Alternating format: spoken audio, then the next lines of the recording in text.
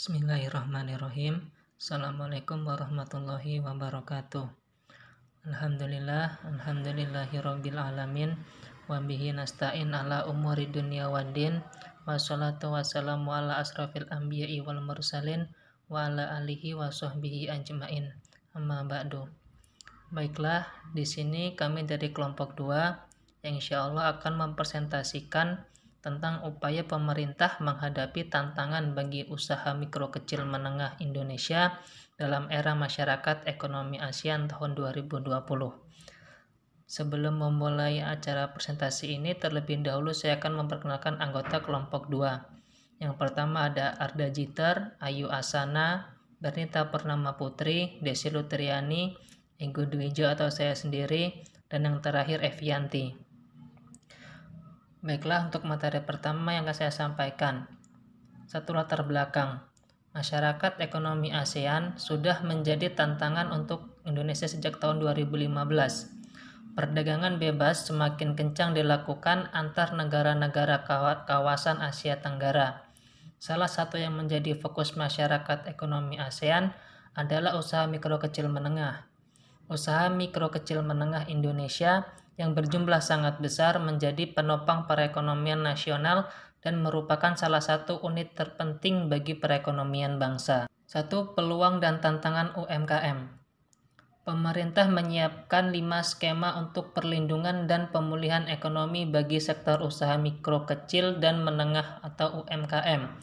Sejumlah skema yang juga termasuk program khusus bagi pelaku usaha ultra mikro tersebut disiapkan dengan harapan agar pelaku UMKM dapat bertahan di tengah pandemi COVID-19. Skema tersebut adalah: skema pertama diperuntukkan bagi pelaku usaha kecil dan menengah yang masuk kategori miskin dan rentan terhadap COVID-19. Para pelaku usaha dalam skema tersebut diupayakan agar masuk sebagai penerima bantuan sosial dan pemerintah. Baiklah, di sini saya akan melanjutkan materi selanjutnya. Skema kedua, yakni skema mengenai insentif perpajakan yang berlaku bagi para pelaku UMKM dengan omset di bawah 4,8 miliar per tahun. Pemerintah telah menurunkan tarif PPh final selama 6 bulan. Di sini pemerintah telah menurunkan tarif PPh final untuk UMKM dari 0,5 menjadi 0% selama periode 6 bulan dimulai dari April sampai September 2020. Selanjutnya yaitu skema ketiga. Skema ketiga adalah relaksasi dan restrukturisasi kredit UMKM.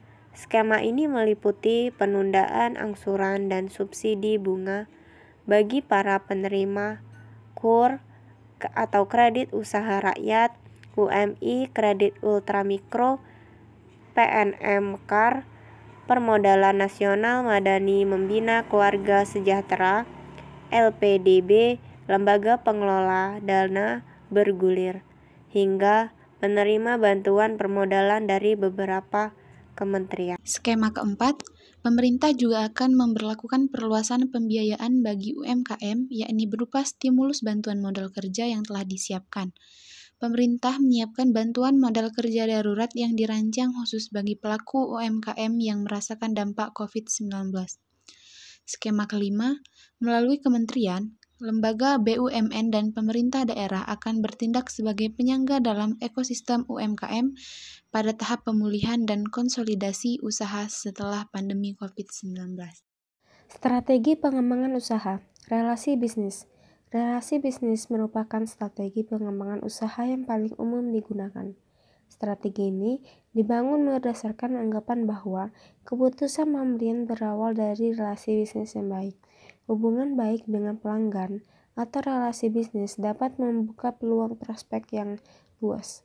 Strategi ini masih memberikan hasil prospek yang cukup baik, namun kinerja dari strategi ini pasif. Iklan dan sponsor. Iklan berbayar dan sponsor merupakan taktik pengembangan usaha yang solid, terutama di era digital. Tujuan dari periklanan secara digital adalah untuk menemukan target audiens di platform pilihan mereka dan memulai pertumbuhan bisnis Anda di platform itu. Pengembangan usaha dan pemasaran konten. Pengembangan usaha dan pemasaran konten memiliki satu tujuan utama, yaitu membuat bisnis terlihat oleh audiens. Kombinasi keduanya dapat dicapai melalui copywriting, podcast, video, atau menerbitkan konten yang menunjukkan bahwa bisnis Anda dapat membantu memecahkan masalah mereka. Risiko Indonesia dalam menghadapi masyarakat ekonomi ASEAN. Banyak cara sekaligus persiapan untuk menghadapi masyarakat ekonomi ASEAN atau MEA. Hal ini juga merupakan tantangan karena sejatinya pola pikir dan semangat pemerintah serta para pelaku ekonomi Indonesia masih seperti biasanya.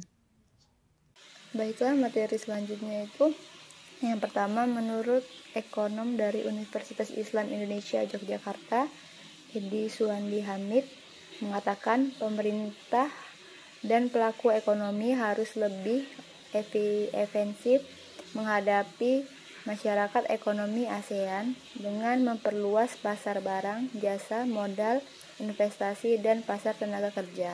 Yang kedua, menurut diplomat senior Makarim Wibisono juga mengingatkan bahwa dalam menghadapi MEA, Indonesia perlu memperhatikan pertumbuhan dan perkembangan sektor jasa. Liberalisasi pasar jasa akan menguntungkan bagi Indonesia dalam dinamika MEA dalam seminar Perhimpunan Persahabatan Indonesia Tiongkok di Jakarta beberapa waktu lalu. Yang ketiga, menurut Rektor Universitas 11 Maret Solo, Rafiq Karsidi, salah satu persiapan UNS adalah dengan mempersiapkan sumber daya manusia dengan hard skill dan soft skill. Dari segi hard skill, UNS mempersiapkan kurikulum agar mahasiswanya mampu bersaing dengan lulusan perguruan tinggi luar negeri. Yang selanjutnya itu ada upaya Indonesia dalam meningkatkan daya saing menghadapi masyarakat ekonomi ASEAN. Peningkatan kualitas dan kuantitas sumber daya manusia itu merupakan peningkatan kualitas dan kuantitas sumber daya manusia lembaga keuangan syariah mutlak diperlukan. Hal ini diperlukan untuk memicu perkembangan ekonomi syariah di Indonesia. Yang kedua itu ada sosialisasi dan edukasi pada masyarakat. Indonesia merupakan negara dengan penduduk muslim terbanyak di dunia.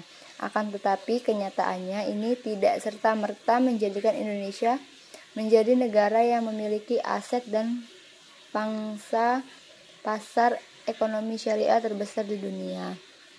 Yang ketiga, peningkatan layanan dan diferensiasi produk.